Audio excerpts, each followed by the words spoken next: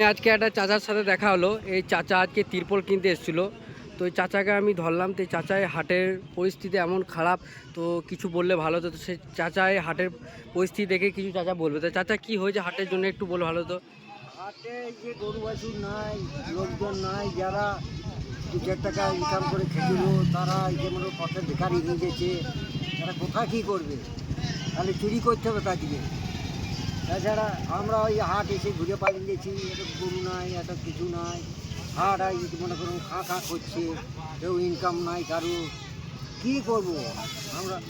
আমরা তাহলে এবারে ভিক্ষা করবো কি নাকি চুরি করবো? সরকার একটু বিবেচনা কেন করছে না? হ্যাঁ, হাট বন্ধ করে দিয়ে কি হলো লাভ তো সরকারের? তো চাচা বলছে হাটটা পরবর্তীকালে খুলবে নাকি?